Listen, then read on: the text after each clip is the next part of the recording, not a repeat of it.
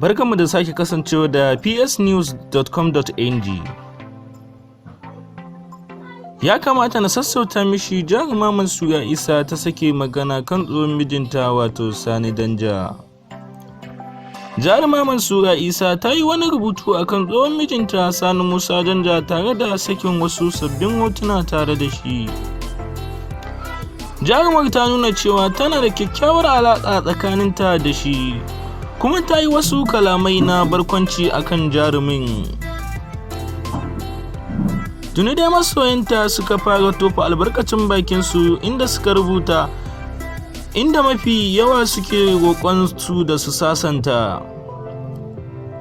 Jaruma Mansurah Isa ta bayyana cewa har yanzu akwai kyakkyawar mu'amala tsakaninta da tsohon mijin nata Sani Musa danja. A wani rubutu da ta yi a shafinta na dandalin sada zumunta na Instagram, jarumar masana'antar Keywords wato Mansurah Isa ta saki wasu hotuna tare da tsohon mijinta inda ta yi wasu kalamai a kansa.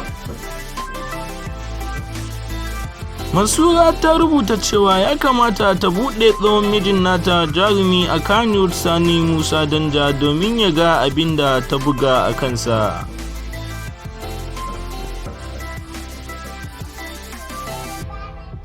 Ɗan bawan Allah shi ɗin murmushi yake yi kuwa.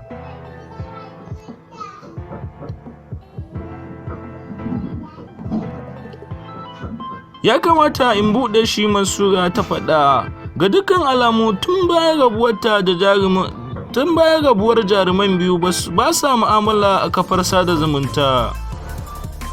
Mansurah Isa ta ce bai kamata wannan kwalliya ta tafi a banza ba, ina tunanin da ya dace in sassauta masa na buɗe shi ko zai ga wannan rubutun.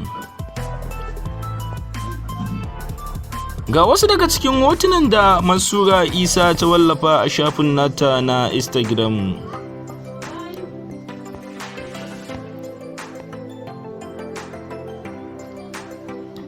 Abinda mutane ke cewa Abdul Abu Umar ya ce wannan shine ake kira soyayyar da ba ta taɓa dusashewa. Wallahi har na yi wa Sani danja kewar rashin mace, don Allah ku sasanta kanku.